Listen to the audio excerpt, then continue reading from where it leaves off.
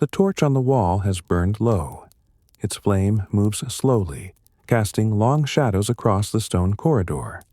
Outside, the wind presses against the thick walls, but inside, the air is still. Somewhere deeper in the castle, a door closes softly. Footsteps fade into silence. This is Archive of Rest. Tonight, we're going to spend time inside a medieval castle, not during a siege or a feast or a moment of high drama, just an ordinary stretch of days, the kind that filled most of the years these buildings stood. We'll move slowly through the halls and chambers. We'll listen to the sounds people heard. We'll feel the cold they felt in the mornings and the warmth they gathered around at night. You don't need to remember everything. You don't need to stay awake. If your mind drifts, that's exactly right. The story will keep going, quiet and steady, whether you're listening closely or letting it wash over you like distant conversation in another room. Medieval castles were not just fortresses. They were homes. They were centers of power and administration. They were workshops and kitchens and chapels and stables. Hundreds of people might live inside one, or only a few dozen, depending on the size and the season. But in all of them, life moved according to rhythms that had little to do with battle. Most days were not about war. They were about waking in the cold, about carrying water and stirring porridge and sweeping floors, about the lord hearing disputes in the hall, about the lady managing stores of grain and cloth, about the chaplain ringing bells to mark the hours, about servants moving through dim passageways with candles, their breath visible in the early morning air. The castle was built from stone, but it was kept alive by routine, by the same tasks repeated each day, by the same prayers at the same hours, by the same meals prepared in the same great kitchen. There was a steadiness to it, a weight. Time moved differently when your days were shaped by thick walls and small windows and the slow turning of the seasons. We'll begin in the morning, when the first light comes through narrow slits in the stone. We'll follow the day as it unfolds. We'll see who wakes first and why. We'll walk through the rooms and understand what each one was for. We'll meet the people who lived here, not as names in a history book, but as bodies moving through cold halls, hands busy with work, voices low in conversation. We'll watch the kitchen come alive with fire and noise. We'll stand on the walls with the guards as they look out over empty fields. We'll hear the bell that called everyone to prayer, again and again, marking time when clocks were rare and daylight was everything.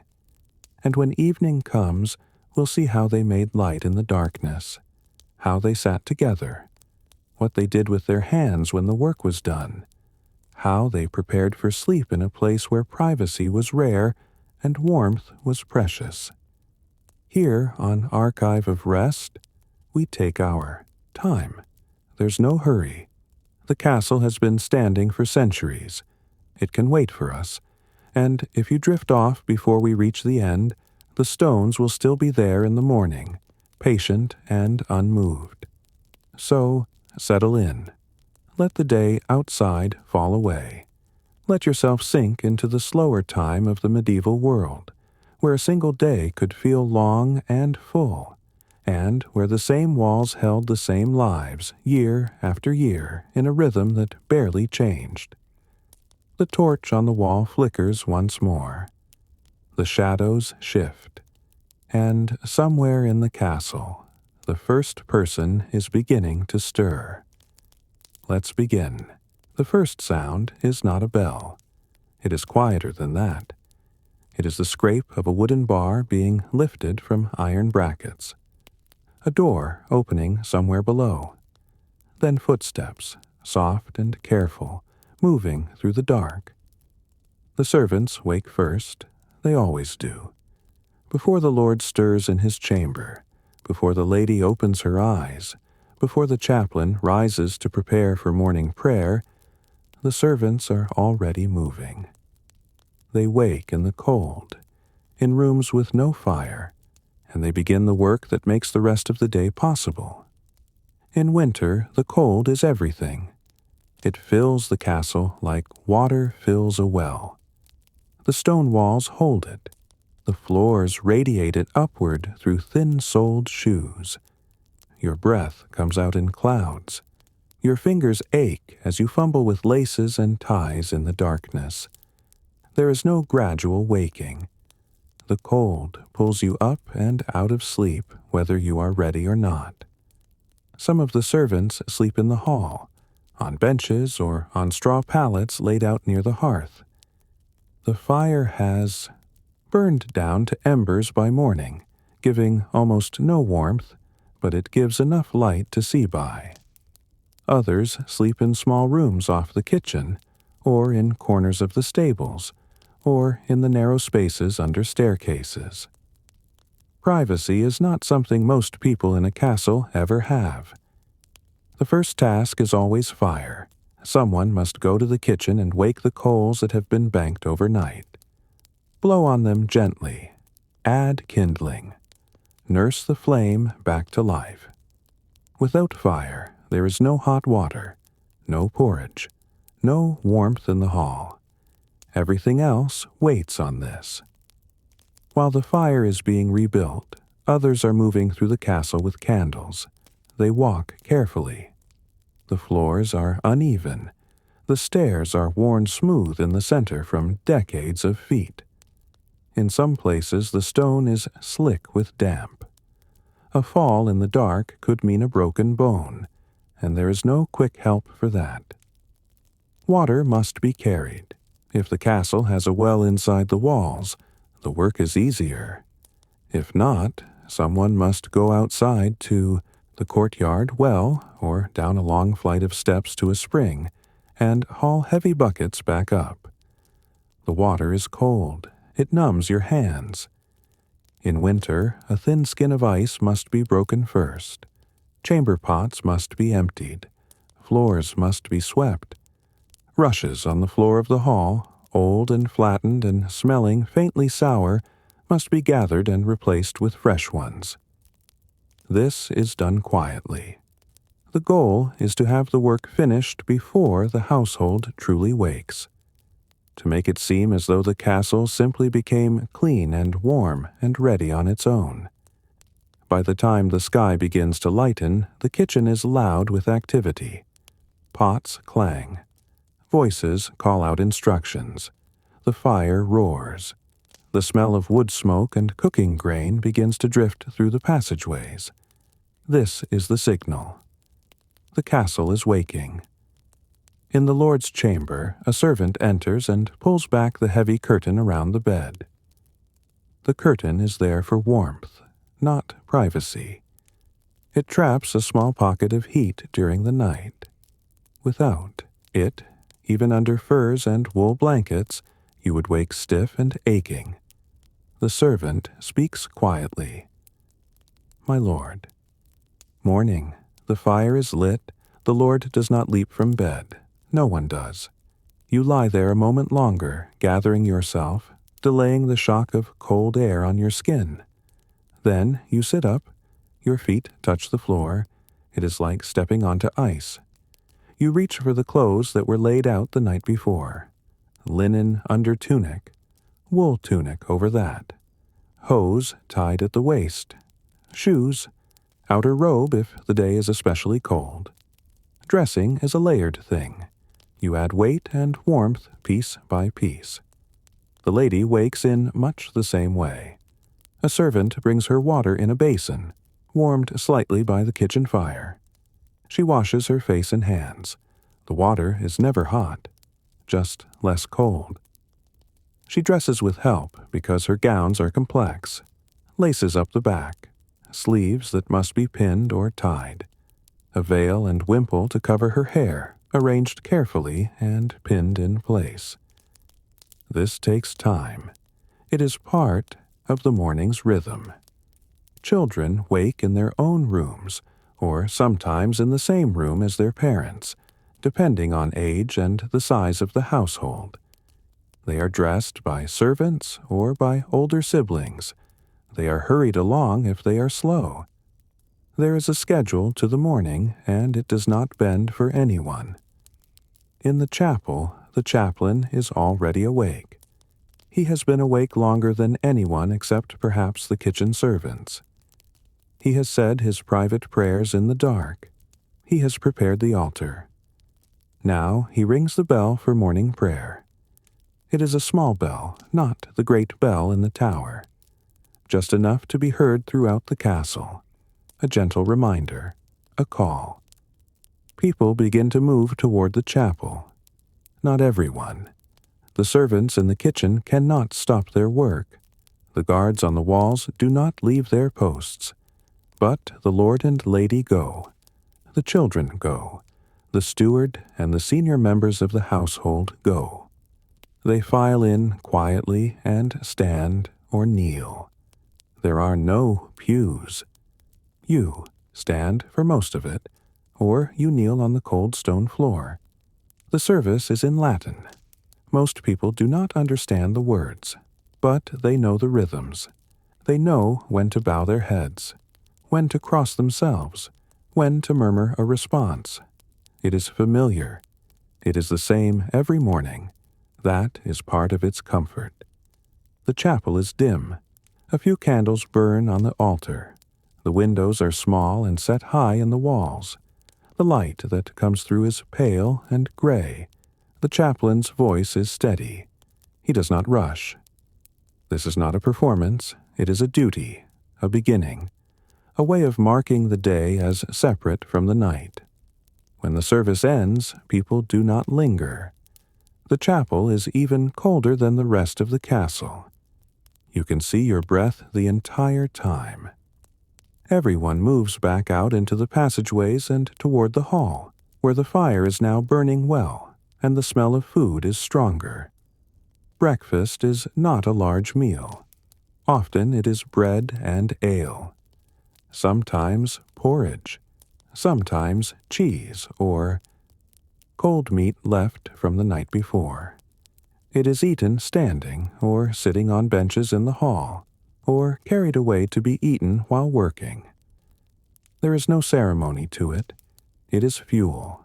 It is the thing that makes the body ready for the day's labor, and the labor is waiting. For the servants, it has already begun. For the Lord, it is time to hear requests and settle disputes. For the lady, it is time to check the stores and give instructions to the household. For the children, it is time for lessons or chores or supervised play. For everyone, the day is now fully arrived. The castle is awake. The cold is still there, but movement makes it bearable. Voices echo in the stone halls. Doors open and close. Footsteps sound on the stairs. The building, which seemed so still and silent in the dark, is now full of life. And it will stay that way until the light fades again. The castle is not one room. It is not even one building. It is a collection of spaces, stacked and connected, each with its own purpose. To understand a day here, you must first understand the shape of the place, where people go, how they move, what each room holds. At the center is the great hall. This is the heart, the largest room, the one with the highest ceiling. In older castles, the hall is everything. People eat here. They gather here. They sleep here. The Lord holds court here. Disputes are settled at one end while servants prepare food at the other.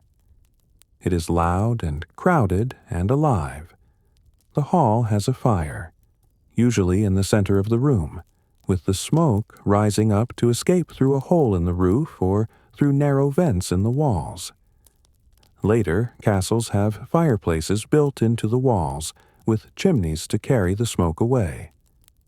But in either case, the fire is never enough. The hall is warmer than the rest of the castle, but it is not warm. You still wear layers. you still sit, close to the flames if you can. The floor is covered with rushes. These are long grasses or reeds, cut and dried and spread thickly across the stone. They soften the floor slightly. They absorb some of the spills and scraps that fall during meals, but they also absorb moisture and smells. They must be changed regularly, or they begin to rot. Walking across old rushes makes a soft, damp sound. The smell is earthy and stale. At one end of the hall is the dais, a raised platform where the lord and lady sit during meals. Their table is set above the rest. They look out over the room. This is not just about comfort.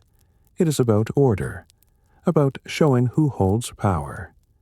Everyone in the hall can see them, and they can see everyone.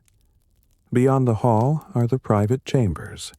These are smaller rooms built into the thickness of the walls or added as separate structures.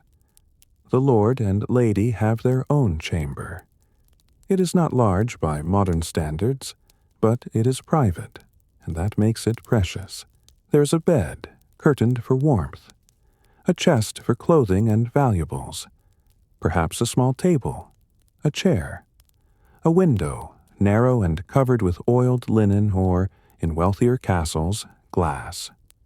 The children may have their own chamber, or they may sleep in a room with a nurse or tutor. Guests are given chambers when they visit, though the quality varies.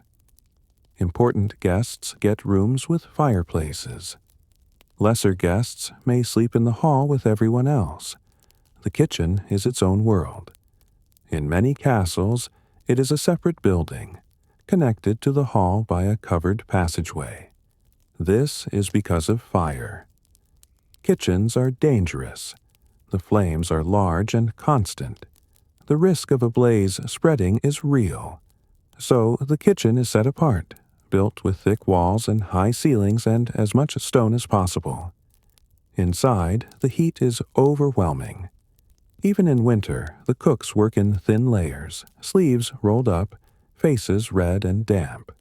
There are multiple fires, one for roasting, one for boiling, one for baking bread in a stone oven built into the wall.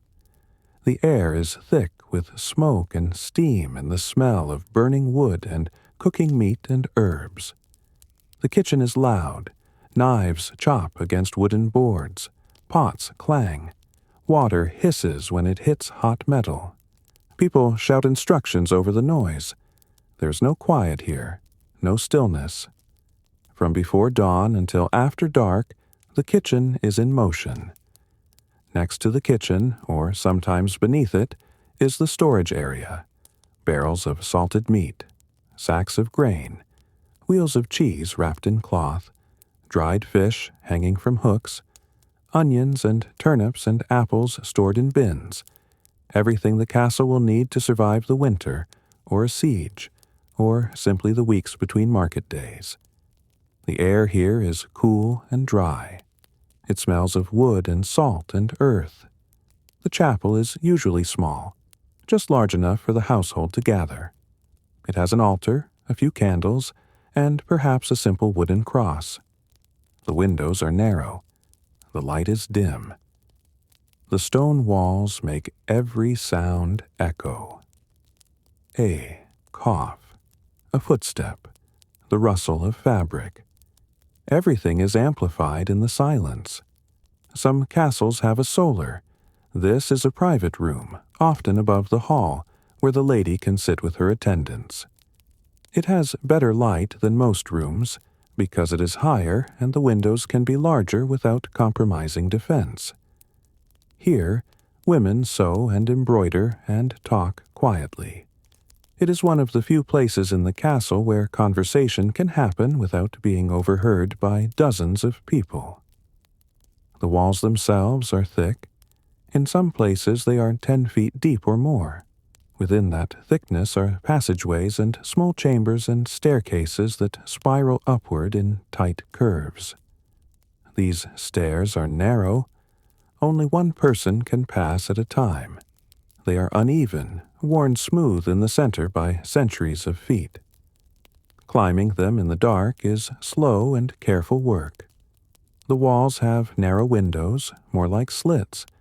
They are wide on the inside and narrow on the outside, designed so an archer can shoot out but an enemy cannot easily shoot in. These windows let in light, but not much. Even on a bright day, the interior of the castle is dim. Candles and torches are needed constantly. At the top of the walls are the battlements, the walkway where guards patrol. You can see for miles from up here, fields and forests and roads. The sky is wide and open. The wind is strong. In winter, it cuts through your clothes no matter how many layers you wear. Guards walk their routes slowly, back and forth, watching for movement in the distance. Most days, there's nothing. Just empty land and the slow change of weather. Below the main floors, some castles have a undercroft, a storage area built into the foundation. It is cool and dark and damp. Barrels of wine are kept here, extra grain, tools, things that do not need to be accessed often. The air smells of mold and stone. Few people go down here unless they must. And then there are the smaller spaces. The garderobe, a small room built into the wall with a shaft that drops down to a pit or a moat below. This is the toilet. It is cold and drafty and smells exactly as you would expect. People do not linger. The stables are outside the main keep, but within the castle walls. Horses, oxen, a few cows perhaps, the smell of animals and hay and manure, the sound of hooves on stone. Stable hands work here all day, feeding and grooming and mucking out stalls. It is hard work, and it is never finished. The blacksmith's forge is also within the walls. The clang of hammer on metal rings out across the courtyard. Sparks fly. The heat from the forge is visible even from a distance, a shimmering in the air. The smith makes horseshoes and nails and repairs tools and weapons. He is always busy. The well is in the courtyard, a deep shaft lined with stone, dropping down into the earth until it reaches water. A wooden bucket on a rope. You lower it, wait for the splash, then haul it back up hand over hand. The water is cold and clean. In a siege, the Aitait's well is life. Without it, the castle cannot hold. All of these spaces are connected by passageways and courtyards and stairs. People move between them constantly. Servants carrying water from the well to the kitchen. The steward walking from the hall to the storage rooms to check supplies. The lord moving from his chamber to the hall to the chapel and back again. Children running through the corridors, their voices echoing off stone. The castle is not silent. It is full of sound. Footsteps, voices, doors opening and closing, the crackle of fires, the clang of the kitchen, the wind pressing against the walls, birds nesting in the high places, mice in the walls, dogs sleeping near the hearth and waking to bark at nothing. It is a living structure, not in the sense that it grows or changes, but in the sense that it is never still. It breathes with the people inside it. It holds their warmth and their noise and their routines. It shapes how they move, and when they move, and where they can go. And every person in the castle knows its rhythms. They know which stairs creak, which doors stick, where the drafts are worst, where the warmth lingers longest. They move through it without thinking, the way you move through your own home in the dark.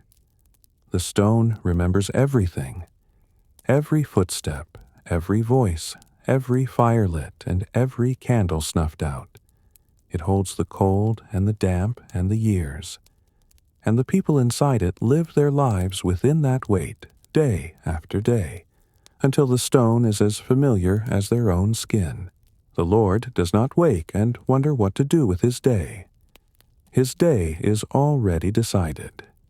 It has been decided by tradition and duty, and the simple fact that he holds this land and these people and must keep both functioning. After morning prayer and a quick meal, he goes to the hall. This is where he will spend much of the morning, sitting in his chair on the dais or standing near the fire, or walking slowly along the length of the room while people approach him with problems. A tenant farmer has a dispute with his neighbor over a boundary line. The Lord listens to both men. He asks questions. He makes a decision. It is final. There is no appeal. His word is law within these lands, as long as it does not contradict the king's law or the church's law. Most disputes are small. A stolen pig, a debt unpaid, a marriage contract that one family now regrets. The Lord settles them quickly and moves on. A messenger arrives from a neighboring lord. He carries a letter, sealed with wax. The Lord breaks the seal and reads, or has his clerk read it aloud if the letter is long or the Lord's reading is slow. The letter might be an invitation, a request for aid, a warning about bandits on the road, a proposal of marriage between children. The Lord dictates a reply. The clerk writes it down in careful script. The letter will be sealed and sent back with the messenger, who will eat and rest before riding out again. The steward approaches with the week's accounts. How much grain is left in storage? How many barrels of salted fish? How much ale has been brewed? What needs to be purchased at the next market? What repairs are needed in the village? The Lord listens and approves or questions. He does not manage every detail himself, but he must know the details. A castle that runs out of food in winter is a castle that fails. This is the work of power. It is not dramatic. It is not about battles or grand decisions. It is about listening and deciding and keeping track. It is about being present and visible so that people know who holds authority. The Lord cannot disappear into his chamber for days. He must be seen. He must be available. His presence is part of what keeps order. The lady has her own work, and it is no less important. While the Lord manages disputes and messages and the larger questions of land and loyalty, the lady manages the household itself. She is the one who makes sure there is food and clothing and medicine. She is the one who keeps the castle running from the inside. She begins her day by meeting with the head cook. They discuss meals for the coming days. What meat is available? What vegetables are left in storage? Whether bread needs to be baked today or tomorrow. The lady knows what is in the stores because she has walked through them herself. She has counted barrels and sacks. She has checked the quality of the grain and the cheese. She knows when supplies are running low and what must be purchased or traded for. She meets with the women who spin and weave. Cloth is made within the castle, or at least some of it is. Wool is cleaned and carded and spun into thread. The thread is woven into fabric. The fabric is cut and sewn into clothing. This takes months. A single garment represents hours and hours of labor. The lady oversees this work.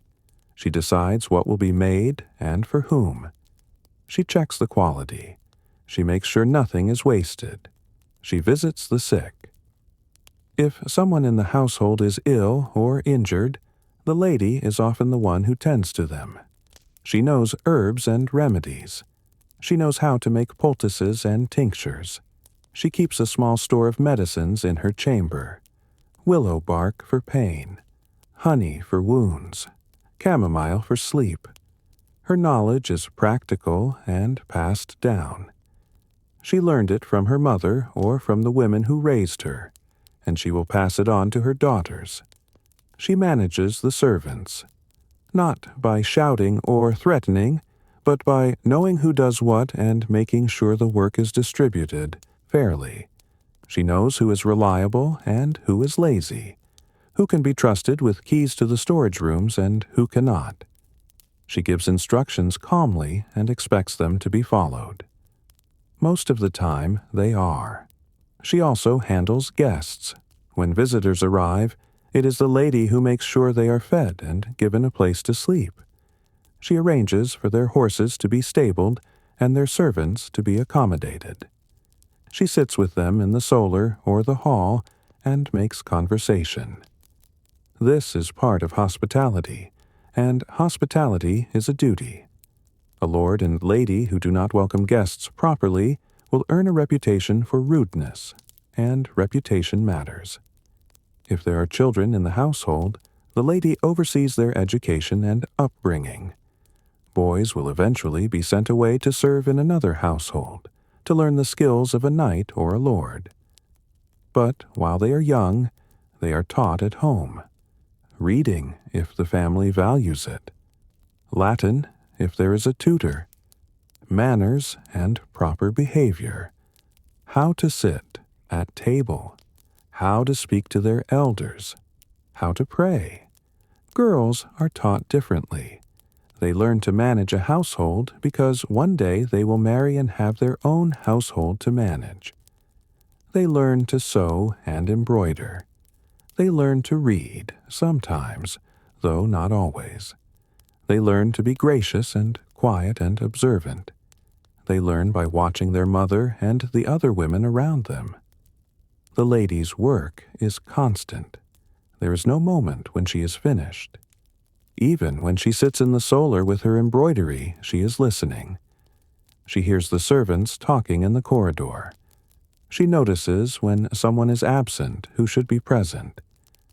She keeps track of everything without seeming to keep track of anything. Both the lord and the lady carry a kind of weight that is hard to see from the outside. They are responsible for everyone in the castle and everyone in the villages that belong to the estate. If the harvest fails, they must find a way to feed people. If there is sickness, they must manage it. If there is conflict, they must resolve it. They cannot simply walk away. And yet their power is not absolute. They answer to someone above them, a higher lord, a duke, a king. They owe military service. They owe taxes or goods. They must appear when summoned. They must send their sons to fight in wars they may not believe in. They must navigate alliances and rivalries that stretch far beyond their own lands. The rhythm of their days is shaped by this, by duty and obligation and the need to maintain their position. They do not have the freedom to do as they please. They have the freedom to command others, but only within the limits of what is expected of them. Meals are taken in the hall, at the high table. The lord and lady sit together. Their children sit with them, or nearby. The rest of the household sits at lower tables, arranged by rank. The lord's closest advisers and knights sit nearest to the dais. Servants and lower-ranking members of the household sit farther, away. Everyone eats the same food, more or less, but the portions and the quality vary. The high table gets the best cuts of meat. The lower tables get what is left. Conversation at the high table is careful. The lord and lady speak to each other and to their guests. They do not shout or laugh too loudly. They set the tone for the room. If they are serious, the room is serious. If they are relaxed, the room relaxes. Their behavior is always being watched. After the meal, the lord may go hunting if the weather is good and there is time. Hunting is not just sport. It is practice for war. It is a way to keep skills sharp. Riding hard through rough country. Tracking. Using a bow or a spear. Working with dogs. It is also a way to bring fresh meat to the table, though that is secondary. The lady may return to the solar, or she may walk through the castle checking on work, speaking to servants, making sure everything is as it should be. She does not rest in the middle of the day. There is always something that needs attention. In the afternoon, there may be more visitors, more disputes, more decisions. The Lord hears a report from the captain of the guard. He discusses repairs to the outer wall with the master mason. He approves payment for a blacksmith's work. He listens to a priest who has come to ask for a donation to the church. He agrees to a small amount of grain. The priest thanks him and leaves. The lady meets with a merchant who has brought cloth and spices from a distant town. She examines the goods carefully. She haggles over the price, not because she enjoys it, but because it is expected. She makes a purchase. The merchant is paid and given a meal before he continues on his way. By evening, both the lord and the lady are tired. Not from physical labor, though they have walked miles within the castle walls, but from the constant attention, the constant decisions, the constant awareness that they are being watched and judged, and that their choices affect everyone around them. They do not complain. Complaint is not part of their role. They simply continue, day after day, year after year, holding the structure together through presence and routine and the steady exercise of authority. This is what power looks like in a medieval castle. Not a crown or a throne, but a chair in a cold hall and a long line of people waiting to be heard. The castle does not run itself. Behind every clean floor and hot meal and made bed, there is a person whose name most people will never know. Servants are everywhere, in the kitchen, in the corridors, on the stairs, in the chambers, moving quietly, carrying things, cleaning things, preparing things. Their work is the foundation that everything else rests on. Without them, the Lord could not hold court. The lady could not manage the household. The castle would collapse into cold and hunger and chaos within days. Most servants live in the castle. They sleep here. They eat here. They spend almost all their time within these walls.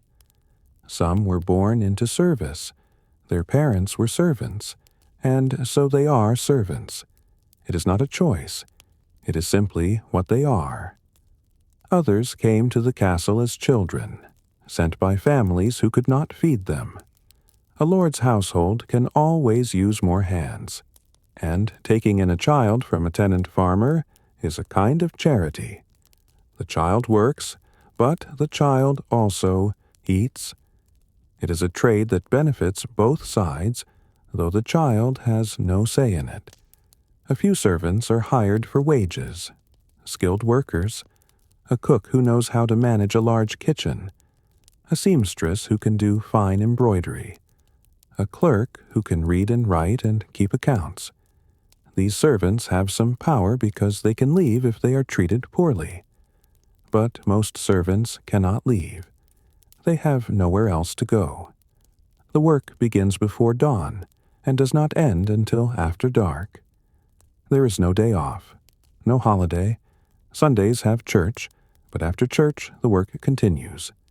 Meals must still be cooked, fires must still be tended, animals must still be fed.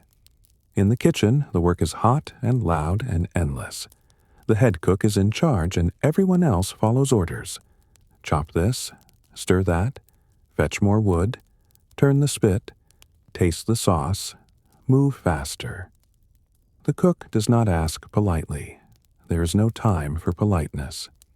Younger servants do the hardest work, hauling water, carrying wood for the fires, scrubbing pots with sand and cold water until their hands are raw, turning the spit for hours, standing close to the fire until their face is red and their back aches, plucking birds, gutting fish, kneading dough until their arms burn, Older servants, or those who have earned trust, do more skilled work, preparing sauces, seasoning meat, baking bread, carving roasts, arranging food on platters.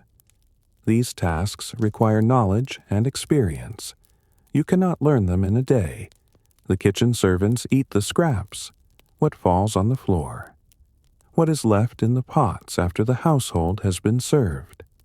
Burned crusts, bones with a little meat still on them, porridge that has gone cold. It is enough to survive on, but only just. Outside the kitchen, other servants are cleaning, sweeping the hall, shaking out the rushes, wiping down tables, scrubbing the floors in the private chambers, emptying chamber pots into the garderobe shaft, washing linens in cold water and hanging them to dry in whatever space can be found. Cleaning is never finished. As soon as one room is done, another needs attention. Dust settles, floors get dirty, fires leave ash, people leave messes. The work circles back on itself, day after day, in a rhythm that never changes. Some servants are responsible for the lord and lady's personal needs.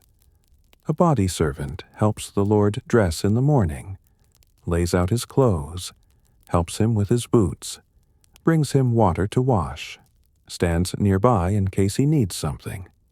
The servant sleeps outside the Lord's chamber or just inside it, so he can be called at any time.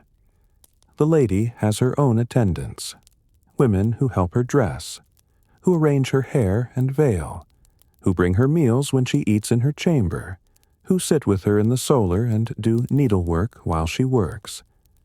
These attendants are often daughters of lesser nobles, sent to learn how to manage a household by serving in someone else's. They are not quite servants, but they are not quite equals either. Then there are the servants who work outside, the stable hands who care for the horses, feeding them, grooming them, mucking out the stalls, checking their hooves for stones, exercising them when they have not been ridden. Horses are valuable.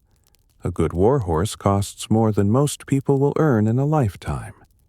The stable hands know this. They are careful. The grooms also care for the oxen and cows and pigs, the animals that provide labor and food. These animals are kept in pens or small buildings within the castle walls. They must be fed and watered. Their waste must be cleared away. In winter, they must be kept warm enough to survive. There are servants who tend the gardens, if the castle has gardens, small plots where herbs are grown, parsley and sage and thyme, onions and leeks, cabbage.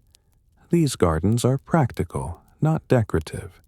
Everything grown here will be eaten. There are servants who do laundry. This is hard work. Water must be heated over a fire. Clothes and linens are soaked and scrubbed and rinsed and wrung out. Everything is heavy when wet. Everything takes a long time to dry, especially in winter. The laundry servant's hands are always red and cracked from the water and the lye soap. There are servants who mend clothes, sewing up tears, replacing buttons, patching holes. Clothing is expensive. It is not thrown away when it is damaged. It is repaired and worn until it cannot be repaired any more, and then the fabric is cut up and used for something else. There are servants who carry messages, running from one part of the castle to another, fetching someone when they are needed, delivering a verbal message because most people cannot read. These servants are usually young and fast. They spend their days moving, and there are servants whose only job is to wait, to stand in the hall or outside a chamber ready to be called, to hold a door open, to carry a torch when someone needs to walk through a dark passageway, to be present and available and silent unless spoken to. Silence is important. Servants are expected to be quiet, to move without drawing attention, to listen without appearing to listen, to see without appearing to see. They are part of the background. They are furniture that breathes. But they do see. They do hear. They know everything that happens in the castle. They know who is angry with whom, who is sleeping where, what the Lord said to the lady in private, what the lady said to her attendants. They know which servants are lazy and which are not. They know where the best food is hidden. They know the castle's secrets because they are always there, always watching, always listening, even when no one thinks they are. Some servants are treated well, given enough food, spoken to with basic respect, allowed to rest when they are sick. These servants are loyal. They work hard because they know their situation could be worse. Other servants are treated poorly, beaten for small mistakes, given the worst food, worked until they collapse. These servants do the minimum required to avoid punishment. They steal when they can. They leave if they get the chance. Most servants fall somewhere in between. They are not loved, but they are not hated. They are simply there, doing the work that must be done, living lives that are hard and repetitive and mostly invisible. They do not expect gratitude. They do not expect to be remembered. They expect to work until they are too old or too sick to work, and then they expect to be sent away or to die quietly in some corner of the castle where they will not be in the way. But while they work, they are essential. The castle cannot function without them. Every fire that burns, every meal that appears, every clean room, every task completed. It is their hands that make it happen. The Lord and Lady know this in an abstract way. They know the servants are necessary, but they do not think about it often. The work simply gets done, as it always has, and that is enough. The servants themselves do not think about it much either. They do not have time. There is always another pot to scrub, another floor to sweep, another load to carry. The work is waiting, and it will not wait long. So they move through the castle in their quiet way, up the stairs and down, through the corridors, in and out of rooms, carrying and cleaning and preparing, making the castle work, making it possible for everyone else to live the lives they live. And at the end of the day, when the fires are banked and the last meal is cleared away, they find their pallets or their corners or their shared rooms. They lie down in the dark. Their bodies ache. Their hands are rough. Their feet are sore. And in a few hours, they will wake and do it all again. Food is not something that simply appears. It is the result of hours of work that begins long before anyone sits down to eat. The kitchen wakes before the rest of the castle. While it is still dark, the fire is rebuilt from the embers that were carefully banked the night before. Kindling first, then larger pieces of wood. The flames grow. The heat begins to spread. The kitchen, which was cold and silent, starts to come alive. The first task is always bread. Dough was mixed and left to rise the night before, covered with cloth and set in a warm corner. Now it is shaped into loaves and placed in the oven. The oven is built into the wall, a deep cavity lined with brick or stone. A fire is lit inside it and allowed to burn until the walls are hot enough. Then the coals are raked out and the loaves are slid in on long wooden paddles. The smell of baking bread fills the kitchen first, then drifts out into the corridors. It is one of the best smells in the castle, warm and yeasty and comforting. It means the day is truly beginning. While the bread bakes, porridge is made. Oats or barley, boiled in water or milk if there is milk to spare. It is stirred constantly so it does not stick to the bottom of the pot and burn. Salt is added. Sometimes honey if the household is wealthy, sometimes dried fruit. The porridge is thick and plain and filling. It will feed the servants and the lower members of the household. Ale is poured from barrels. Everyone drinks ale. Children drink it. Adults drink it. It is safer than water, which can make you sick. The ale is weak, not meant to make you drunk, just to give you something to drink that will not harm you. It tastes slightly sour and grainy. You get used to it. Breakfast is simple. Bread and ale. Perhaps cheese. Perhaps cold meat left from the night before. It is eaten quickly. There is no ceremony. People take what they need and move on. The day's real work is waiting. By mid-morning, the kitchen is in full motion.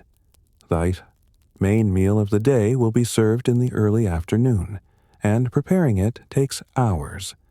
Meat must be prepared. Vegetables must be chopped.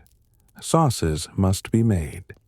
Everything must be timed so that it is ready at the same moment. If there is meat, it might be pork or mutton or beef, chicken or goose, rabbit or venison if the hunt was successful. The meat is often salted or smoked, preserved so it will last through the winter. Fresh meat is a luxury, available only at certain times of the year. The meat is cut into pieces. If it is tough, it will be boiled for a long time to make it tender. If it is a better cut, it might be roasted on a spit over the fire. A servant, usually a young boy, stands next to the fire and turns the spit slowly, hour after hour, so the meat cooks evenly. The heat is intense. The boy's face turns red. Sweat drips down his back, but he cannot stop. If the meat burns, he will be blamed. Fat drips from the roasting meat into a pan below. This fat is saved. It will be used for cooking or for making soap or for waterproofing leather. Nothing is wasted. Vegetables are limited, especially in winter. Onions and leeks, turnips and parsnips, cabbage, dried peas and beans. These are boiled or added to stews. They are not the focus of the meal. They are filler, something to make the meal larger and more filling. Herbs are added for flavor.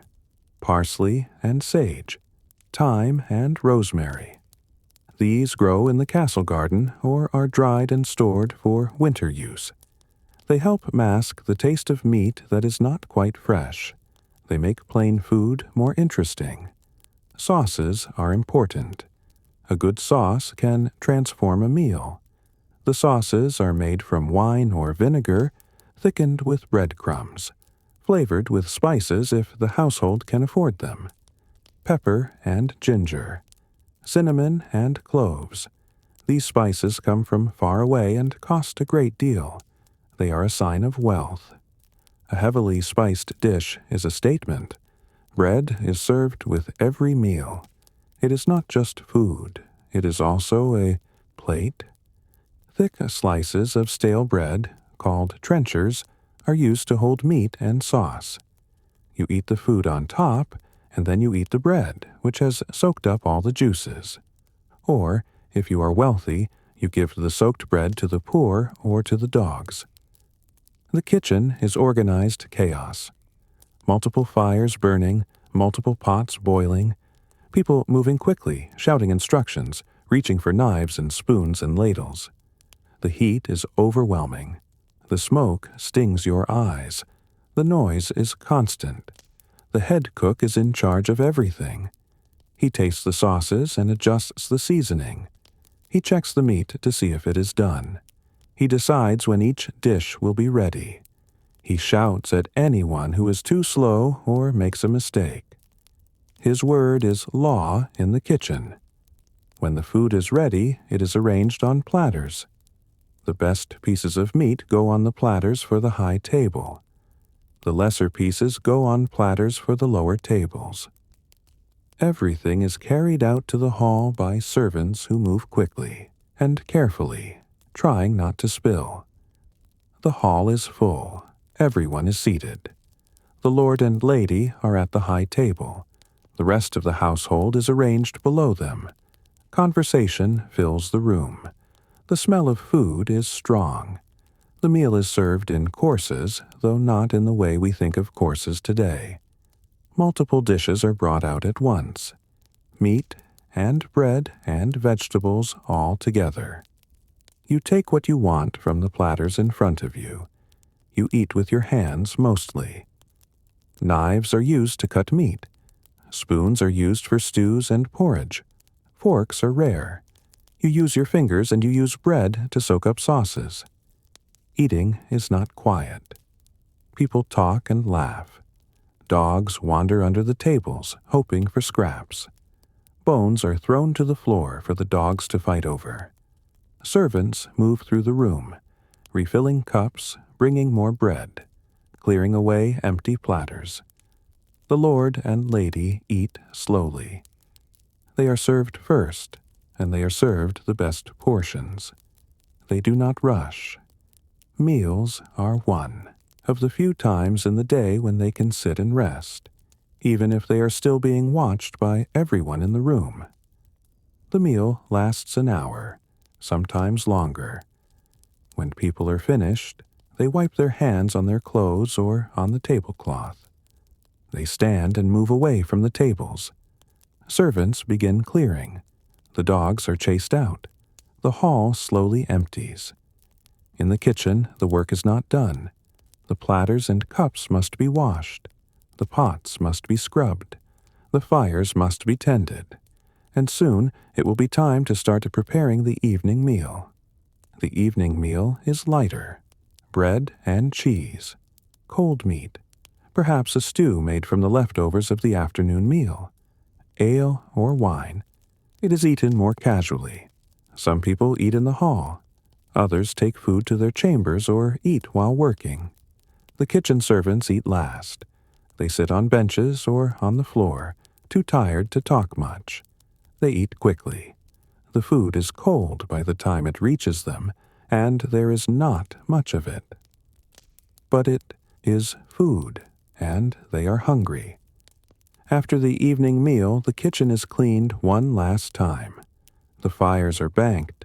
The coals are covered with ash so they will stay alive through the night but will not flare up and cause a fire. The doors are closed. The kitchen finally goes quiet. Food in a medieval castle is not about pleasure. It is about survival. It is about having enough to get through the winter. It is about feeding a household of dozens or hundreds of people, day after day, with whatever is available. The variety is limited. The same foods appear again and again. Bread and ale, porridge and stew, salted meat and root vegetables.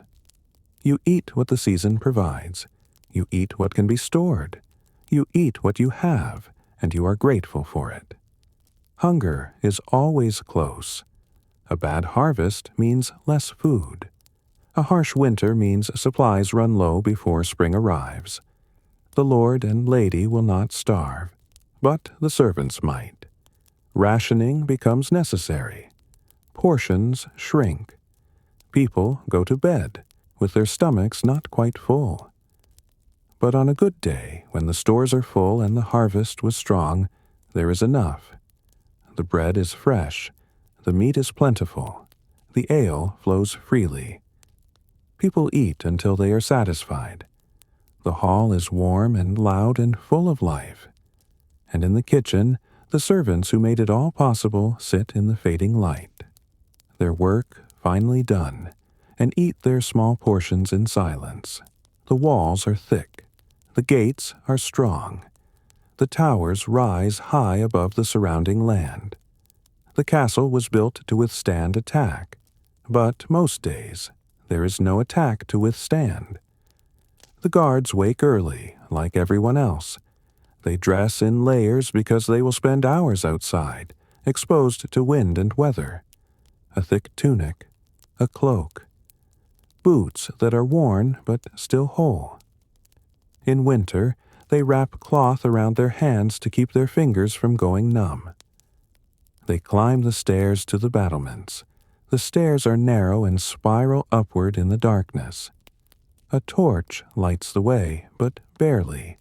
They know the steps by feel, how many there are, where the worn spots are, where to duck their heads so they do not hit the low ceiling. At the top, the air is different, open and cold and moving. The wind is always stronger up here. It comes across the fields with nothing to stop it. In winter, it cuts through your clothes no matter how many layers you wear. In summer, it is a relief. The view from the battlements stretches for miles. Fields and forests, roads that are little more than dirt paths. Villages in the distance, marked by thin columns of smoke rising from cooking fires. The sky is wide and empty. The guards walk their routes, back and forth along the wall, slowly. There is no need to hurry. They are watching, but most of the time there is nothing to watch. Just the same landscape, the same empty roads, the same distant trees. They look for movement. A group of riders approaching, a cart on the road, people walking, anything that breaks the stillness. Most movement is harmless. Farmers going to their fields, a merchant traveling to the next town, a messenger on his way to another castle. But the guards watch anyway, because sometimes the movement is not harmless. Bandits exist, small groups of men who live in the forests and prey on travelers. They are not an army, they are not organized, but they are dangerous if you are alone or unprepared. The guards also watch for signs of a larger threat, an army approaching, soldiers in the colors of an enemy lord, smoke rising from a village that has been burned. These things are rare, but they are possible. The castle must always be ready. If something suspicious is seen, the guard calls out. Another guard comes to look. They discuss what they are seeing. Is it a threat? Should they alert the captain? Should they ring the warning bell? Most of the time, they decide it is nothing. The movement was just a farmer. The smoke was just a cooking fire. They return to their roots. The day continues. The warning bell hangs in the tower. It is large and heavy and loud. When it rings, everyone in the castle hears it. Everyone in the surrounding villages hears it. It means danger. It means close the gates. It means prepare. But the bell is rarely rung. Months can pass without it being needed. Years, even. The guards know where it is. They know how to ring it. But they hope they never have to. The gates are opened at dawn and closed at dusk. This is the routine. During the day, people come and go. Farmers bringing goods to sell. Merchants with carts. Messengers. Travelers asking for shelter. The guards at the gate check everyone. Who are you? Where are you from? What is your business?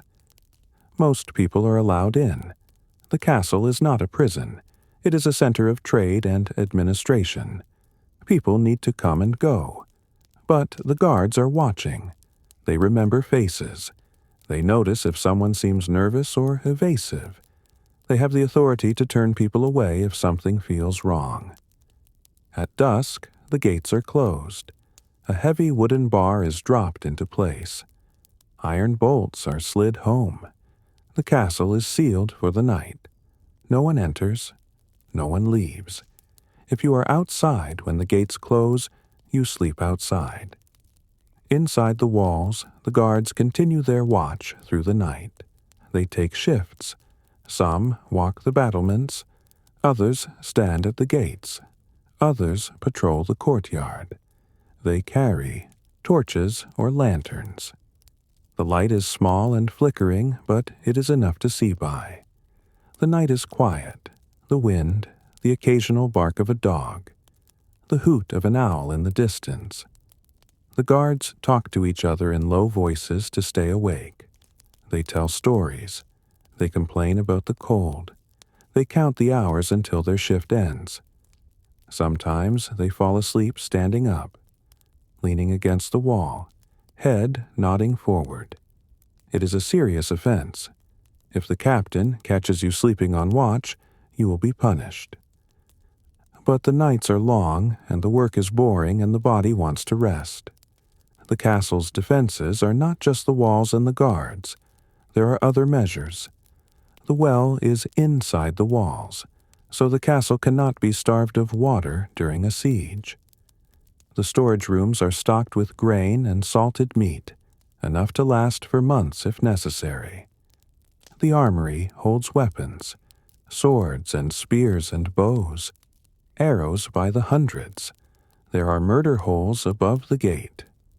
Openings in the ceiling of the gatehouse where defenders can drop stones or pour boiling water on attackers trying to break through. There are arrow slits in the walls, narrow on the outside and wide on the inside, designed so an archer can shoot out but an enemy cannot easily shoot in. The walls themselves are the primary defense. They are thick enough that a battering ram would take days to break through. They are high enough that scaling them with ladders is difficult and dangerous. They are built to last, to endure. But all of this is theoretical. Most of the guards will never see battle. They will spend their entire lives walking the same routes, watching the same empty fields, opening and closing the same gates. Their work is not about fighting. It is about presence, about being ready, about making sure that if something does happen, the castle is not caught unprepared. The captain of the guard is responsible for all of this. He assigns the shifts. He inspects the walls for damage. He makes sure the weapons are maintained. He trains the younger guards in basic combat skills, though most of them will never use those skills. He reports to the Lord. If there is a threat, the Lord must know immediately. If the defenses need repair, the Lord must approve the expense. The captain's job is to keep the castle safe, but he does not have the authority to make major decisions on his own. Training happens in the courtyard. The guards practice with swords and spears. They shoot arrows at targets. They learn to move in formation, though formations are rarely needed. The training is repetitive, the same drills over and over. Thrust, block, step, turn. It builds muscle memory. It keeps skills from fading.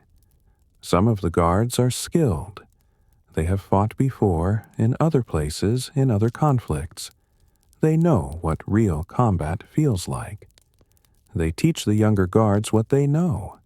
How to hold a sword so it does not slip in your hand.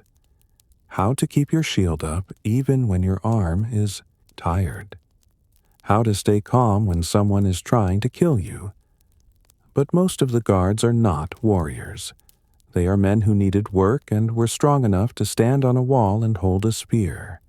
They do their job because it pays, because it feeds them, because it is better than working in the fields.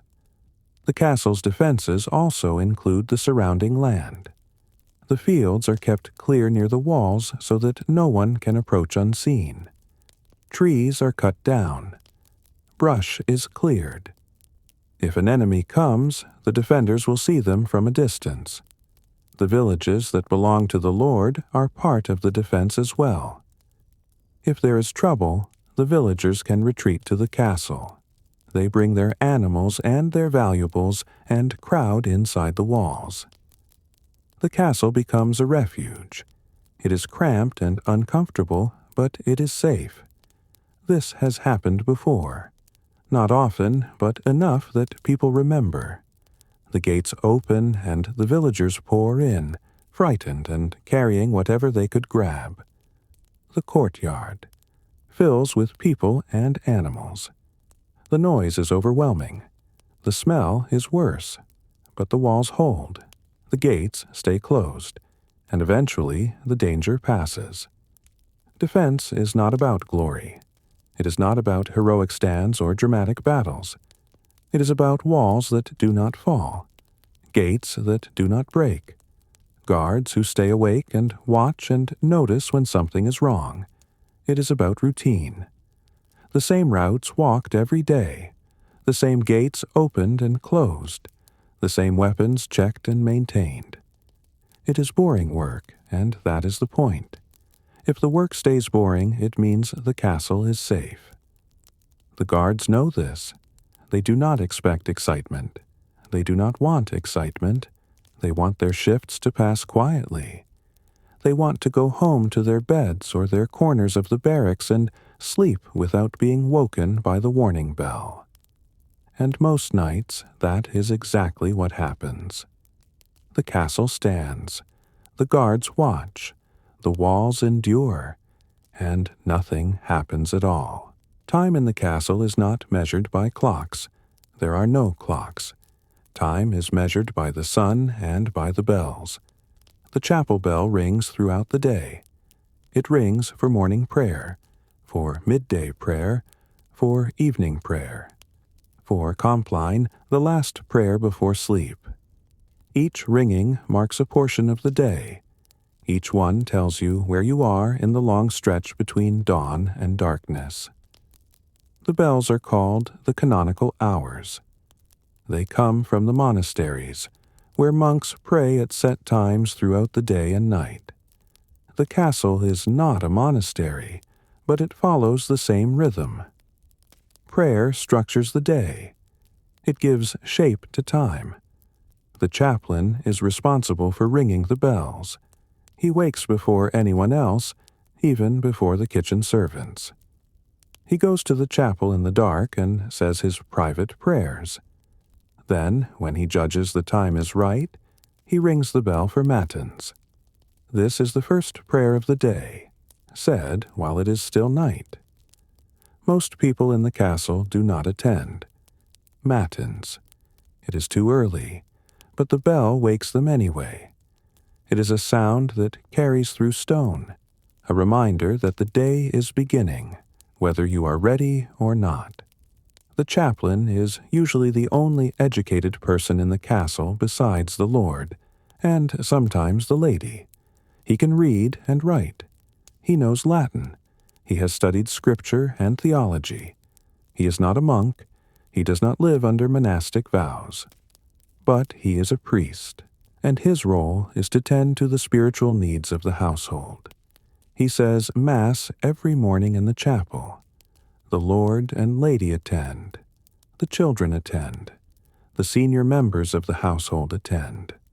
The servants who can be spared from their work attend.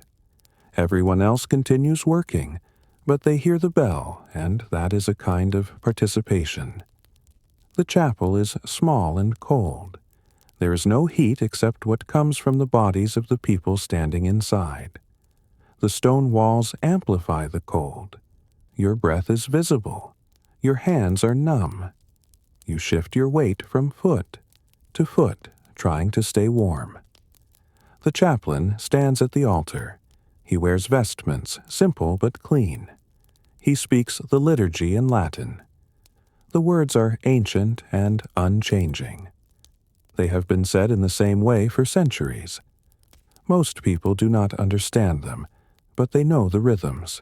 They know when to bow, when to kneel, when to cross themselves. The Mass is not long, perhaps 20 minutes, perhaps 30. It is a duty, not a performance. When it is finished, people file out quietly and return to their work. The chaplain remains behind to clean the altar and prepare for the next service. The bell rings again at midday. This is Sext, the 6th hour. It marks the middle of the day. Time to pause, if only briefly. Time to remember that the day is not just about work. It is also about God. Some people stop what they are doing and say a quick prayer. Others simply hear the bell and continue working. The chaplain says the office in the chapel, alone or with one or two others who have the time to join him. His voice echoes in the empty space. The afternoon bell is nones, the 9th hour. It rings in the mid-afternoon when the light is beginning to change. The day is moving toward evening. There is still work to be done, but the end is in sight. Vespers is the evening prayer. The bell rings as the sun is setting. This is when the household gathers again in the chapel. The day's work is mostly finished. People are tired. They stand quietly and listen to the chaplain's voice. The light through the narrow windows is dim and golden. Shadows fill the corners of the room. After Vespers, there is the evening meal. And after the meal, there is Compline, the last prayer of the day. The bell rings softly, almost gently. It is a signal that the day is ending, that it is time to prepare for sleep. Compline is brief. A few prayers, a blessing. The chaplain's voice is quieter now, as if he too is tired. When it is finished, people go to their beds. The castle begins to settle into silence. The bells do more than mark prayer times. They mark the passage of the day itself. They tell you when to wake, when to eat, when to work, when to rest. Without them, time would be shapeless. The day would blur into a long stretch of light and dark with no clear divisions. The chaplain's role is not just to ring bells and say prayers. He is also a counselor. People come to him with their troubles. A servant who is grieving. A knight who is troubled by something he did in battle. A lady who is worried about her children. The chaplain listens. He offers what comfort he can. He prays with them. He also hears confessions. In the privacy of the chapel, people kneel and speak their sins aloud. The chaplain listens without judgment. He assigns penance. Say 10 prayers. Give alms to the poor. Fast for a day. The penance is meant to cleanse the soul, to restore balance. The chaplain keeps the church calendar. He knows when the feast days are, when Lent begins, when Easter falls. These days are important. They break up the year. They give people something to look forward to. On feast days, the chapel is decorated. Candles are lit. The service is longer and more elaborate. There might be special food in the hall afterward. A better cut of meat, spiced wine, honey cakes. The household celebrates together. Lent is the opposite, a time of fasting and penance. The meals are simpler. No meat, no rich foods. The chapel services are somber. People are quieter. The mood in the castle is subdued. It lasts for 40 days, and by the end, everyone is ready for it to be over. Easter is the greatest feast. The chapel is filled with light.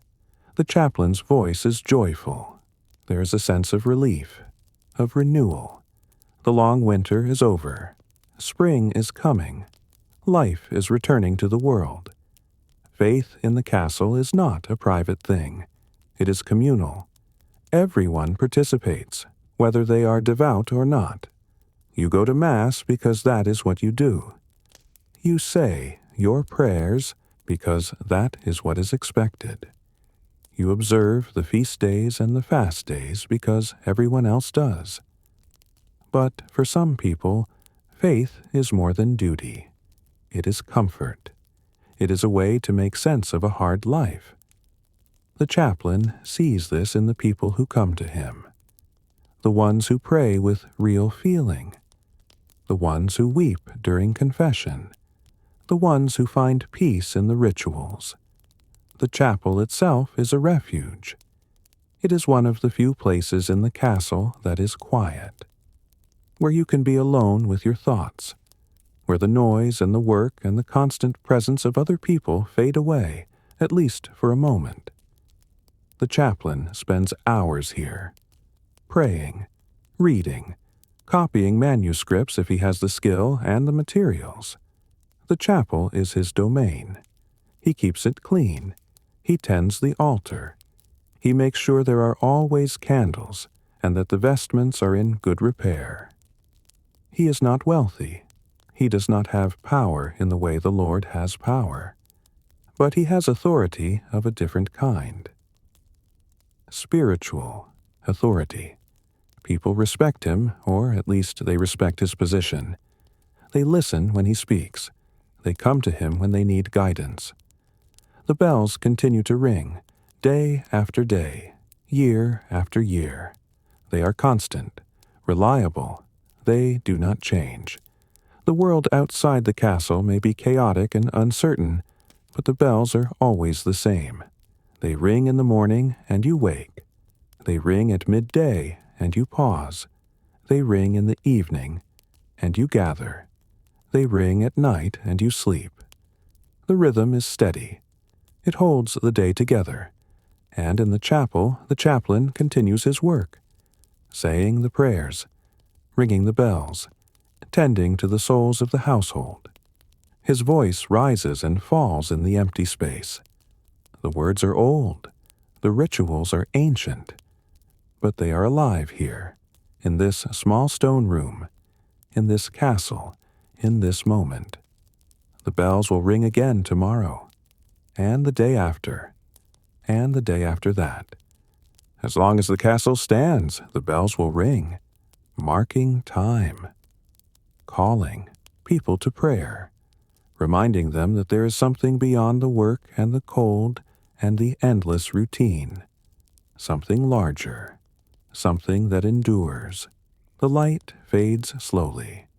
The sky outside the narrow windows turns from blue to gray to deep purple.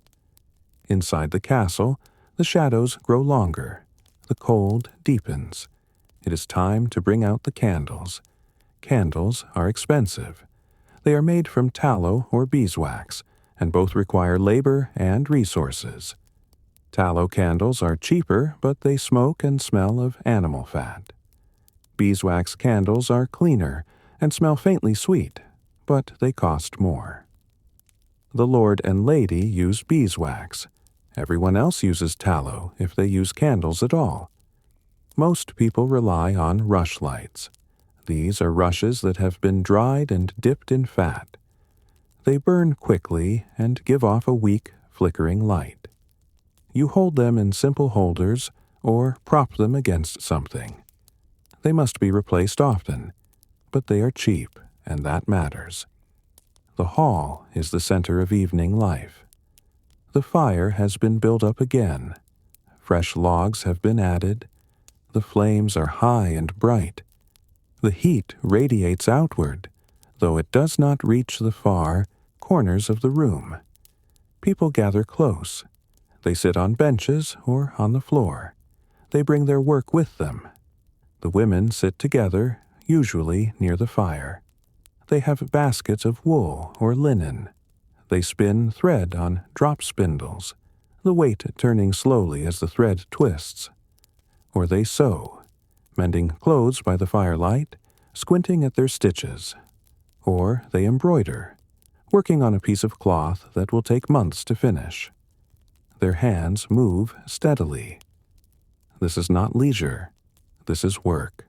But it is quieter work than the work of the day. There is time to talk, to tell stories, to share news. The women's voices are low and steady, blending with the crackle of the fire. The men sit nearby. Some are cleaning weapons, sharpening swords on whetstones, oiling leather, checking the fletching on arrows. Others are carving, making small wooden objects, spoons, bowls, toys for children. The work keeps their hands busy. It passes the time. Children play near the fire, but quietly. They know not to be too loud in the evening. They play with simple toys, wooden animals, rag dolls, stones arranged in patterns. They whisper to each other and laugh softly. When they get too rowdy, an adult tells them to settle down, and they do. Sometimes there is music. Someone has a small harp or a flute. They play simple melodies, folk songs that everyone knows. The music is not loud or elaborate. It is gentle, background sound, something to fill the silence without demanding attention. Occasionally, someone sings, a ballad about a knight or a lady, a song about the seasons, a hymn. The voice rises and falls. Others join in on the chorus if they know the words. The singing is not polished, it is rough and human and real. Stories are told, old stories that have been passed down, tales of saints and miracles, stories of battles fought long ago, ghost stories that make the children's eyes go wide. The storyteller speaks slowly, drawing out the suspense, watching the faces around the fire. These stories are how history is remembered, how values are taught, how the past stays alive. Most people cannot read. They will never see a book, but they know these stories by heart because they have heard them again and again, sitting by fires just like this one. The Lord and Lady are present, but they are slightly apart. They sit in chairs, not on benches. They have their own candles, better and brighter. The lady might be working on embroidery. The Lord might be speaking quietly with his steward or a visiting knight. They are part of the gathering, but they are also separate. Always separate. Servants move through the hall, tending the fire, bringing ale, clearing away the remains of the evening meal. They are quieter now. The frantic pace of the day has slowed. There is still work, but it is gentler work, less urgent. The dogs lie near the fire, their bellies full of scraps. They twitch in their sleep. They dream of running. Occasionally, one lifts its head and looks around, then settles back down. The warmth makes them lazy. The hall smells of smoke and bodies and dogs and old rushes. It is not a pleasant smell, but it is familiar. It is the smell of home. You stop noticing it after a while. As the evening deepens, people begin to drift away. The children are taken to bed, protesting sleepily. Some of the servants leave to finish their final tasks. The hall grows quieter. The fire burns lower. Those who remain sit closer to the flames. The conversation becomes softer, more personal. This is when people talk about things that matter. Worries about the harvest, concerns about a sick child, memories of someone who has died. The darkness and the firelight create a kind of intimacy. The Lord and Lady retire to their chamber. Servants go ahead to prepare the room, to warm the bed with heated stones wrapped in cloth, to make sure there are candles, to lay out night clothes. The Lord and Lady walk through the dim corridors, their footsteps echoing on stone. In their chamber, they undress with help from their attendants. The layers come off one by one. The cold air touches their skin. They put on long linen nightshirts and climb into bed quickly. The curtains are drawn around the bed, trapping what little warmth there is. They do not stay awake long. The day has been full. Their bodies are tired. They lie in the darkness and listen to the wind outside, to the distant sounds of the castle settling for the night, and then they sleep. In the hall, the last few people remain by the fire. They are the ones who have nowhere else to go. Servants who sleep here. A traveler who was given shelter for the night. They wrap themselves in cloaks and lie down on the benches or on the floor near the fire. The fire is banked for the night. The logs are arranged carefully. Ashes are heaped over them to slow the burning. The goal is to keep the coals alive until morning so the fire can be rebuilt quickly. If the fire goes out completely, starting it, again, is difficult and time-consuming. The last candles are snuffed out. The hall goes dark except for the faint glow of the banked fire. The castle is quiet now. Not silent, but quiet.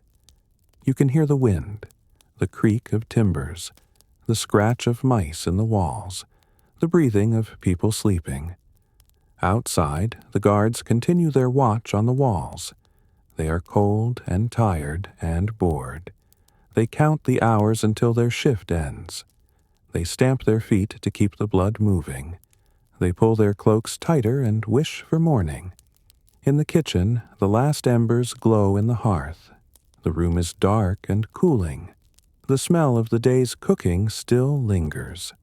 Tomorrow it will all begin again, but for now the kitchen rests. The chapel is empty and dark. The chaplain has said Compline and gone to his own small room. The altar is bare except for a single candle that burns through the night. A vigil light. A reminder that even in darkness, something remains. The castle sleeps, but not deeply. It is a light sleep, ready to wake at any moment. Ready for the bell. Ready for an alarm. Ready for whatever the night might bring. But tonight, nothing comes. The night passes quietly.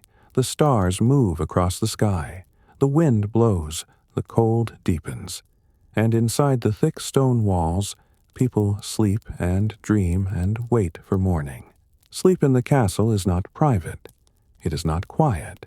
It is not the deep, uninterrupted rest that comes from sleeping alone in a dark, silent room. It is something else entirely. Most people do not have their own beds. A bed is a piece of furniture, and furniture is expensive. A proper bed has a wooden frame, a mattress stuffed with straw or feathers, blankets and furs, curtains to keep out drafts. Only the wealthy have beds like this. The lord and lady have a bed. It is the largest piece of furniture in their chamber. It dominates the room. The mattress is thick, stuffed with wool or feathers if they can afford it. The frame is solid wood, sometimes carved with simple designs. The curtains hang heavy around it, creating a small enclosed space within the larger room. These curtains are essential. They trap warmth. Without them, even under layers of blankets, you would wake cold and stiff. The curtains also provide a small measure of privacy, though servants sleep in the same room or just outside the door, so privacy is relative. The bed is where the lord and lady sleep together. It is also where they talk privately, away from the ears of the household. It is where children are conceived and sometimes born. It is where people die when their time comes. The bed is not just for sleeping. It is the center of private life. Their children might have smaller beds in another chamber, or they might sleep on trundle beds that slide under the main bed during the day. Young children often sleep with a nurse or an older sibling. Infants sleep in cradles near their mother's bed, close enough to be reached in the night. Everyone else sleeps differently. The servants who work in the hall sleep in the hall. After the evening fire is banked and the household has retired, they spread out pallets on the floor or lie down on the benches. A pallet is just a thin mattress, stuffed with straw, sometimes with a blanket. It is not comfortable, but it is better than the bare floor. The Versailles hall is never truly empty at night. There are always people sleeping here. Their breathing fills the space. The sound of bodies shifting, someone coughing, someone snoring, the rustle of straw as someone turns over. The kitchen servants sleep near the kitchen, in small rooms or corners. They sleep close together for warmth, 2 or 3 to a pallet sometimes. Personal space is not something they have. They are used to it. They have never known anything else. The stable hands sleep in the stables, in the loft above the animals. The smell is strong, hay and manure and horse sweat, but the animals give off heat, and in winter that heat rises. The loft is warmer than many other places in the castle. The stable hands wrap themselves in blankets and listen to the horses shifting below. The guards who are not on duty sleep in the barracks, a long room with pallets lined up along the walls. They sleep in their clothes, ready to wake and move quickly if needed. Some of them sleep lightly, trained by years of military life to wake at the smallest sound. Others sleep deeply, exhausted by long shifts on the cold walls. Guests are given chambers if there are chambers available. Important guests get rooms with beds. Lesser guests might be given a corner of the hall with a pallet. Traveling merchants or pilgrims asking for shelter might sleep in the stables or in a storage room, grateful for any roof over their heads. No one sleeps in complete darkness. There is always some light. The banked fire in the hall glows faintly. A candle burns in the chapel. A torch flickers in a wall bracket somewhere. The darkness is never total. It is always broken by small points of light, and no one sleeps in silence. The castle is full of sounds at night. The wind is constant. It presses against the walls and whistles through the narrow windows. It finds every crack and gap. You can hear it moving through the corridors, a low moan that never quite stops. The timbers creak. The castle is old. The wood has settled over decades or centuries. It shifts with changes in temperature. At night, when everything is quiet, you can hear it. A groan, a crack, the sound of the building adjusting itself. There are animals in the walls, mice mostly. They scratch and scurry. You hear them moving behind the stone, in the spaces between floors, under the floorboards. Sometimes you hear them fighting. A sudden squeak, and then silence. The dogs in the hall dream and whimper. They bark softly in their sleep. Their paws twitch. One of them wakes and shakes itself, tags jingling, then settles back down. People make noise in their sleep, snoring, coughing, talking. Some people grind their teeth. Some people cry out from nightmares. In a room full of sleeping bodies, there is always some sound. You learn to sleep through it. You have no choice. Children wake in the night. They are frightened by the dark or by dreams. They call out for their mothers or their nurses. Someone gets up and goes to them, speaks softly, settles them back down. This happens several times a night in a household with young children. Babies cry. They are hungry or uncomfortable or simply awake. The mother or the wet nurse wakes and tends to them, feeds them, rocks them, walks with them until they quiet. The crying echoes through the stone corridors. Everyone hears it, but most people do not wake fully.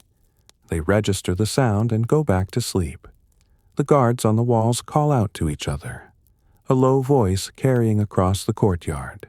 All is well, just checking, making sure the other guard is awake. The sound drifts in through the windows, a reminder that someone is watching, that the castle is protected.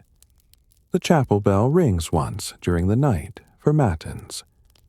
The chaplain wakes in the dark and goes to the chapel. He rings the bell. The sound cuts through the silence. Most people hear it in their sleep and do not wake, but some do. They lie there in the dark, listening to the bell fade, and then they drift back into sleep.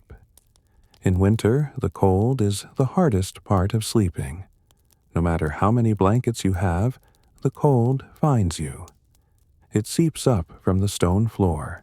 It comes in through the windows. Your nose is cold. Your feet are cold. You curl into a ball, trying to keep warm. You press close to the person next to you, sharing body heat. Some people sleep in their clothes. It is warmer that way. You take off your outer layers, but keep your under tunic and hose. You wrap yourself in your cloak. You pull the blanket up over your head. You make yourself as small as possible. In summer, the problem is different. The stone holds the day's heat. The air is thick and still. You push the blankets away.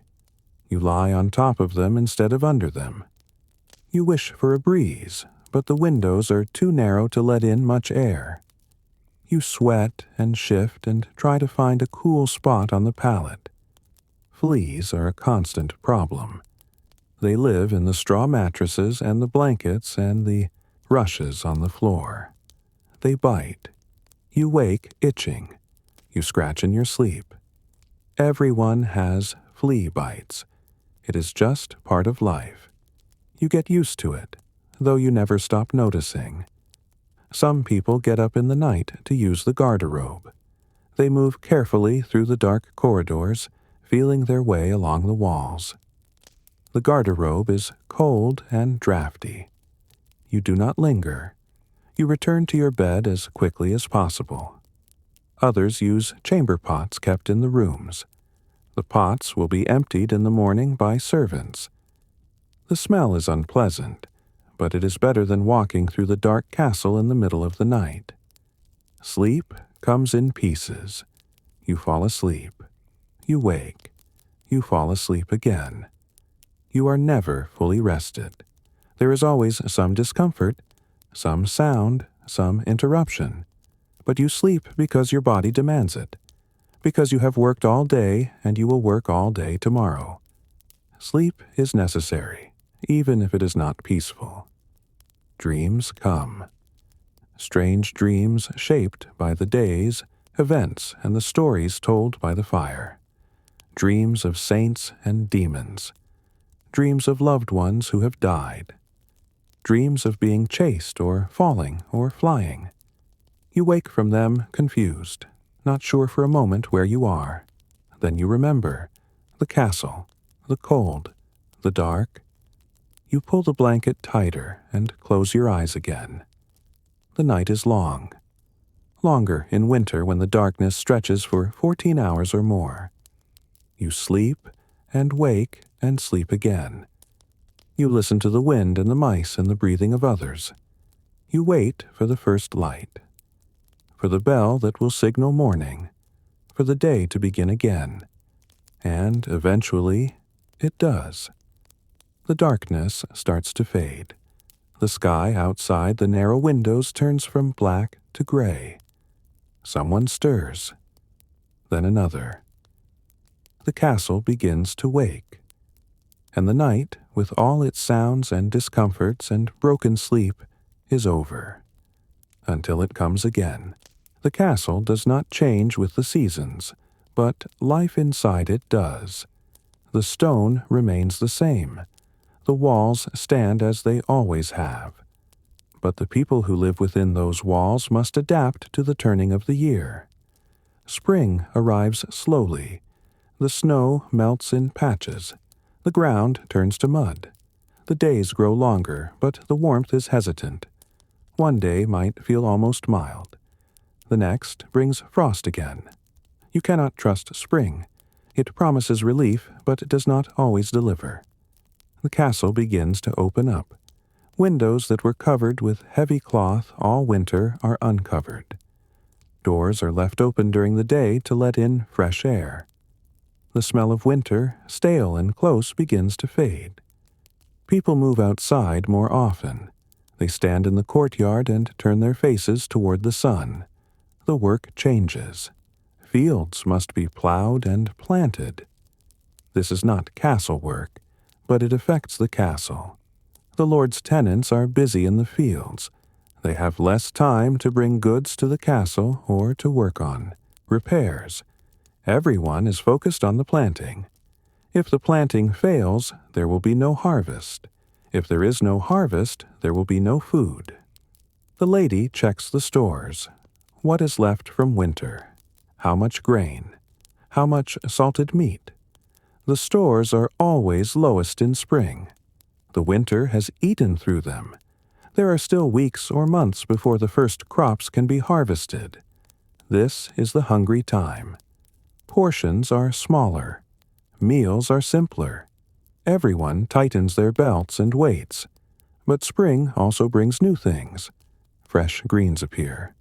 Wild plants that can be gathered and eaten. Dandelion leaves. Nettles. Sorrel. They are bitter and tough, but they are fresh. After months of dried and salted food, fresh greens taste like a gift. The animals give birth. Lambs and calves and foals. The castle's flocks and herds grow. This is good. More animals mean more food eventually. More wool, more leather, but it also means more work. The young animals must be watched and protected. Predators are always near. Summer is the best time. The days are long and warm. The sun rises early and sets late. There is light to work by from dawn until dusk. The castle is less cold. You do not need as many layers. You can move more freely. The harvest begins in late summer. First the hay, cut and dried in the fields. Then the grain, wheat and barley and oats. Everyone who can work is in the fields. Even people from the castle go out to help. The harvest is everything. It must be brought in before the weather turns, before the rain comes and ruins it. The work is hard and hot. Swinging a scythe for hours, binding sheaves, carrying them to the carts, loading the carts, hauling everything back to the castle or to the barns. Your back aches. Your hands blister. The chaff gets in your clothes and makes you itch. But you keep working because the harvest will not wait. When the grain is safely stored, there is relief, a sense of accomplishment. The castle will have food for the winter. The stores will be full. There might even be a small celebration. Extra ale, a better meal, music and dancing in the courtyard. A moment to breathe before the next season arrives. Autumn is a time of preparation. The days grow shorter. The air turns cool. You can feel winter coming. There is work to be done before it arrives. Animals are slaughtered, not all of them, just the ones that cannot be fed through the winter. The meat is salted or smoked. Blood is made into sausages. Fat is rendered. Hides are scraped and treated. Nothing is wasted. Every part of the animal is used. The last vegetables are harvested. Root vegetables that can be stored, onions and turnips and carrots. Apples are picked and stored in barrels. Some are made into cider. Nuts are gathered from the forest. Anything that can be preserved is preserved. Wood is cut and stacked. Enormous amounts of wood. The fires will burn all winter. Every hearth, every kitchen fire, every torch. The wood must be dry, or it will smoke too much. It is cut in summer and stacked to dry through autumn. By the time winter comes, there are piles of it in the courtyard and in storage rooms. The castle is checked for damage. Roofs are repaired. Cracks in the walls are filled. Windows are covered with oiled cloth or shutters. Anything that might let in wind or rain is sealed. The goal is to make the castle as tight as possible before the cold arrives.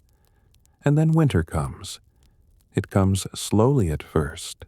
A cold morning, a frost on the ground. Then it comes faster. Snow, ice, wind that cuts through your clothes. The world outside the castle turns white and silent. Winter is the hardest season. The cold is relentless. It fills the castle. It seeps into everything. You wake cold. You work cold. You eat cold. You go to bed cold. The fires help, but they are not enough. There is no escaping it. The days are short. The sun rises late and sets early. There are only a few hours of real daylight. The rest is dim, gray light or darkness. You work by candlelight and firelight.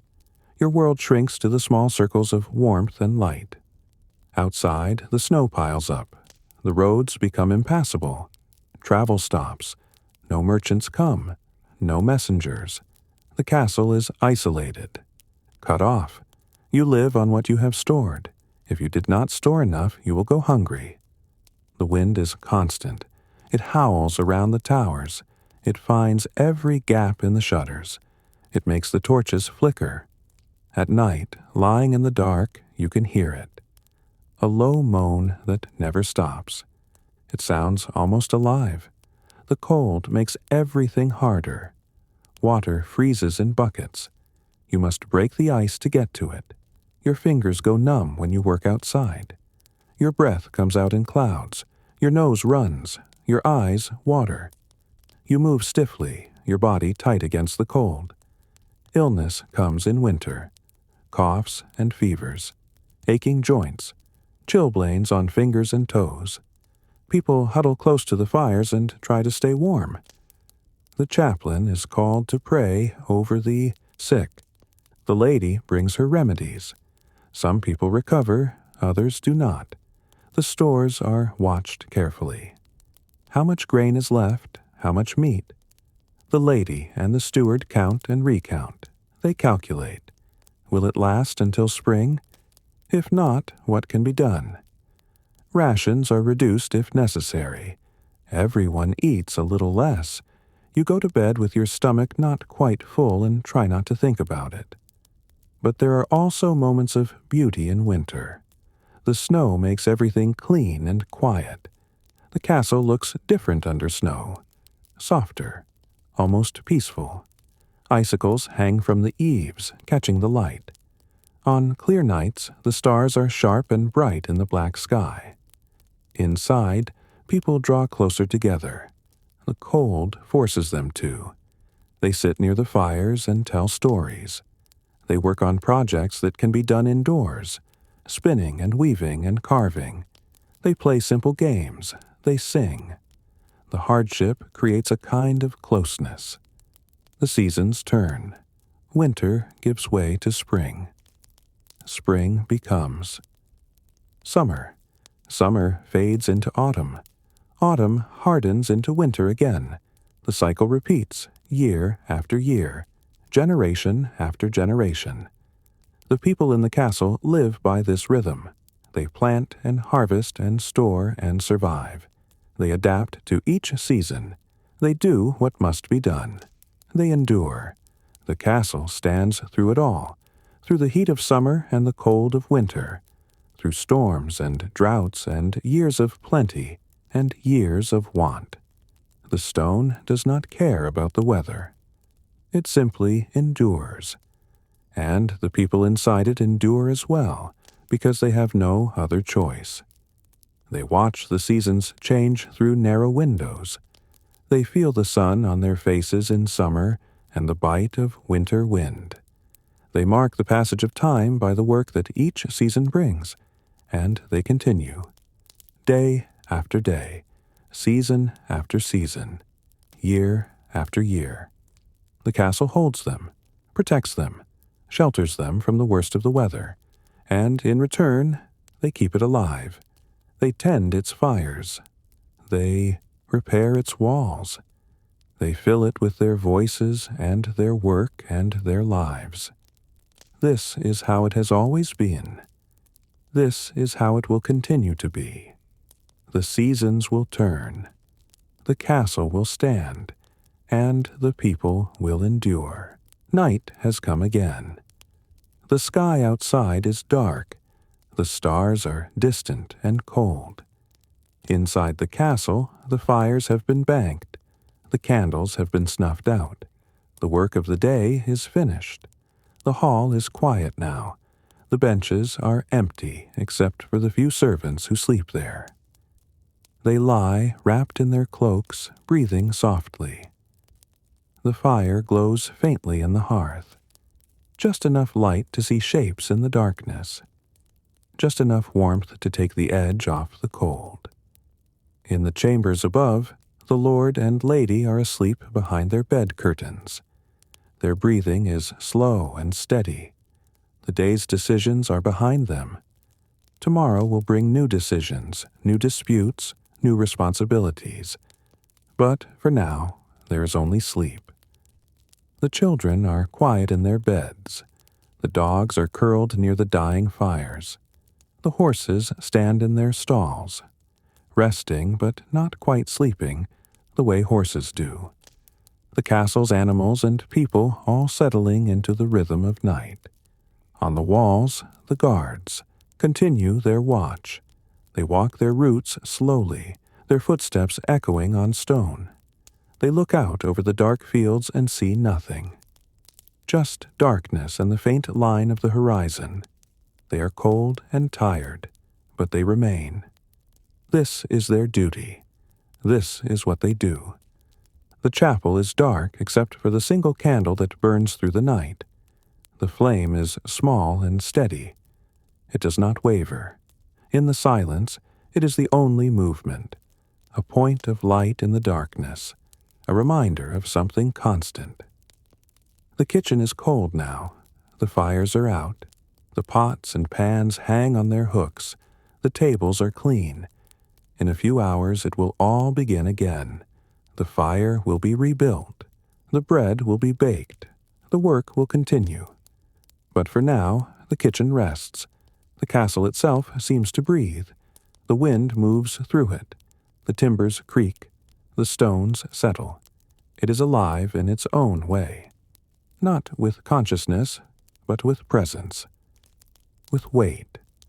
With the accumulated years of all the lives that have passed through it. People have been born here.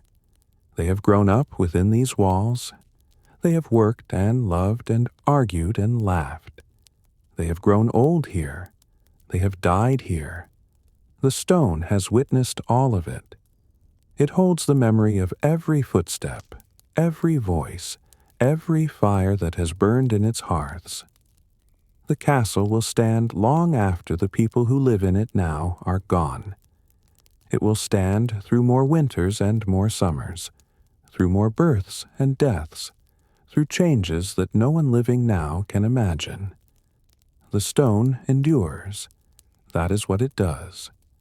But tonight, it is simply a shelter, a place where people can sleep without fear, where they are protected from the wind and the cold and the darkness outside, where they can rest and gather strength for the next day.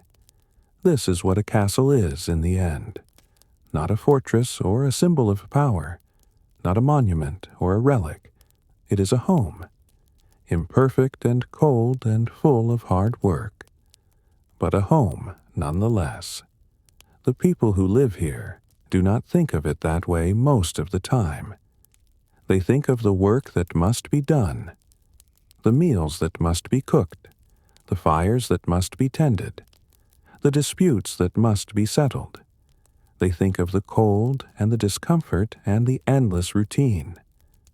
But in moments like this, when the day is over and the castle is quiet, there is something else.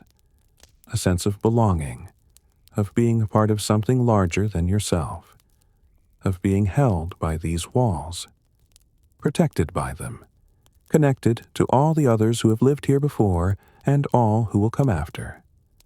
The night deepens. The stars move slowly across the sky. The wind continues its low song around the towers. Inside, people sleep and dream. They dream of the lives they live, of the work they do, of the people they love, of the seasons turning and the years passing. And the castle holds them all. It stands in the darkness, solid and unmoved. It has stood for decades or centuries. It will stand for decades or centuries more. The people will come and go. The seasons will turn, but the castle will remain. This is the rhythm of life here. Work and rest. Day and night. Summer and winter. Birth and death. The same patterns repeating. The same routines followed. The same walls standing firm. It is not an easy life. It is not a comfortable life. But it is a life. And the people who live it do so with a kind of quiet strength. They endure, they adapt, they continue, The castle at rest is not empty. It is full of sleeping bodies and banked fires and the weight of years, full of the lives being lived within it, full of the past and the present and the future all layered together in stone and wood and breath. The night will pass. Morning will come. The bell will ring. The fires will be rebuilt. The work will begin again. The castle will wake and fill with sound and movement and life. But for now, there is only this, the quiet, the darkness, the slow breathing of sleep, the castle at rest, and that is enough. Thank you for listening to this story from Archive of Rest. If you're still awake, we hope you found some peace in these quiet moments from the past. If you've drifted off, that's exactly right. Sleep well.